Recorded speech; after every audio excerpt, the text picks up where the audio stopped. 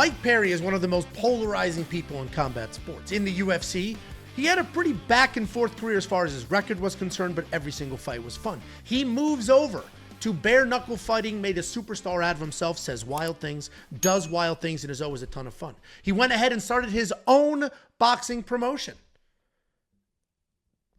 Dirty boxing. Dirty boxing. Okay. I'm just like, what is it? What is it? What is it? Do not edit that out. That needs to stay in here. We need this raw. It needs to be raw. You cannot take out the bad tape. Dude, I was just frozen in time too. He started his own boxing promotion. What the hell is it called again? Dirty boxing. Dirty boxing. Welcome to the show, Angelo. This is his own boxing promotion, Dirty Boxing. And he is talking about he's going to team up with Sean Strickland to do the commentary, the play-by-play for the Dirty Boxing event. Two of the wildest people in this sport. Yeah. Two people that will say literally anything that comes to their mind, whether they should or should not. This spells fireworks. My name is Angelo. This is Josh Thompson, and welcome to Bad Takes. When you saw that and you said these two dudes are wild, them behind a microphone, unfiltered, live on TV, what could go wrong? What were your initial thoughts? Whatever goes to both of their minds comes out of their mouth, just like you just said. And I'm thinking to myself, man, you better have some good paperwork drawn up for the shit that's going to come out of their mouth for your lawyers. Like, hey, you can't say this, you can't say that. We are not liable for any of the shit that comes out of your mouth, because these guys will they'll just let it go. I mean, I really honestly believe they're just missing, like, if they were to add Nate Diaz to this or Snoop Dogg, like, it'd be perfect. It'd be a perfect, like, trio of fighters calling a fight. It'd be hilarious though. I mean, I don't know if I could listen to the whole thing, maybe like one fight. If they did it for one fight, not a whole show. If I had to sit through 5 or 8 fights of them, there's just no way. There's no way I could do it.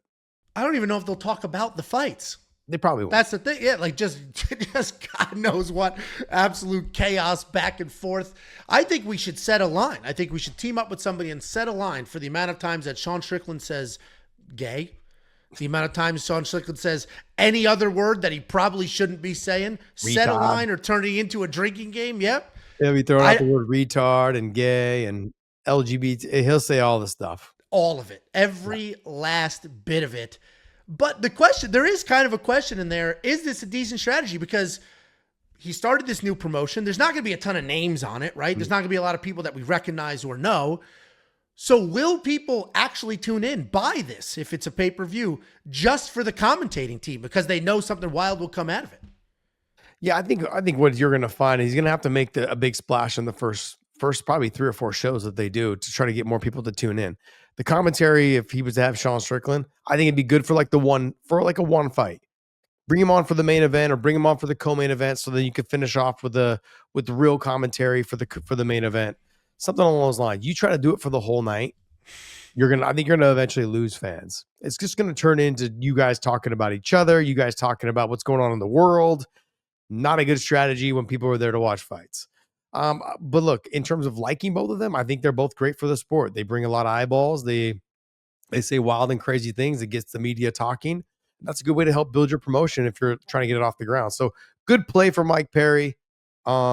He's going to have to find somebody else that can really carry it because someone's going to have to be there.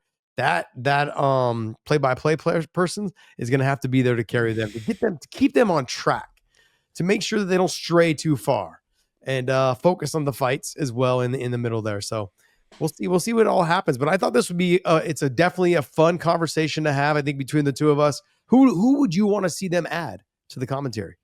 I said Nate and Snoop Dogg, somebody like that.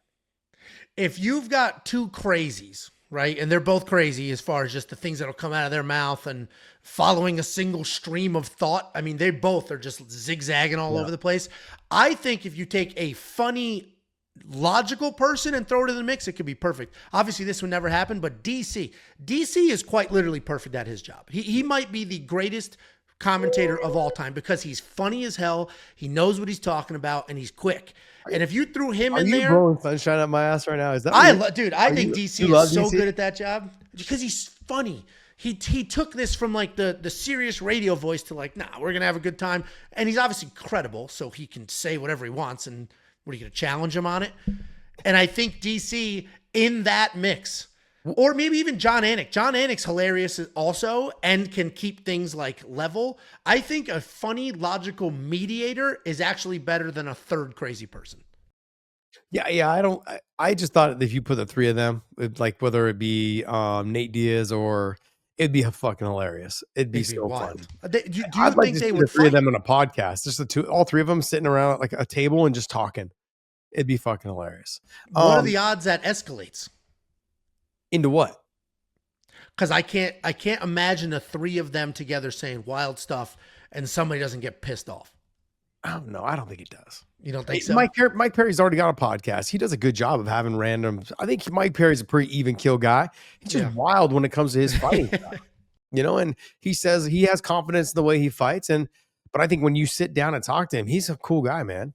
Super cool guy. Sean, I mean, I've heard nothing but great things about him. I've never hung out with Sean, but I've heard nothing but great things about him. Like he's different. He's the same, but he's different on and off camera. So he's a good guy off camera. He's, he says wild things on camera, but he still says wild things off camera as well. But he's still a good guy. Like the way friends get closer. Chris Curtis, love the guy, fucking hate him too. But longtime friends, gotta love him, gotta hate him kind of situation. And we saw what happened with the coaching situation after that, all those things. But people still, they still like him as a person, inside the gym. Mike Perry is one of those guys that I think he's fantastic, probably good for the sport. You throw Nate in there, Nate may have a couple little things, but I think Nate too, after seeing a bunch of his podcast interviews, he's a good dude, man. I've liked his brother for the longest time. We kind of came up together in the UFC and then in Strikeforce and all that. He's a good dude, man. Nick is a fantastic person. You throw those guys all together in the mix. I think you are right though. You're going to need someone that's even kill to kind of temper them down. As I was saying, keep them on track. Like I was saying, you have to have somebody that can control them. Is like, hey, there's a fight in front of you. Someone just landed a big shot. Can you talk about that? Instead of talking about Israel or Iran or LGB, whatever it is, like you got to talk about it all. So I think those are moments that'll be fun. Yeah, it could be a fun. This is the type of thing I never would have ever considered buying this, right? Unless there's some giant name on there. But you throw together a pretty wild commentating team. It's like, you know what? There's nothing. This might be actually pretty entertaining. So it might be worth a shot. And this could be the type of thing that maybe we start to see a little more of.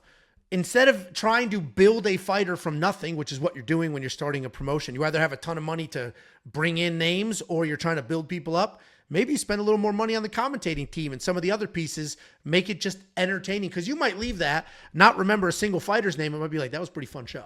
I enjoyed that. That was a good time. I mean, yeah, just buckle up, baby, because it can be a wild ride once those two guys get a hold of a mic. That's what's going to happen. Let us know what you think of that wild commentating duo and if a third person would help or enhance that and who that person should be.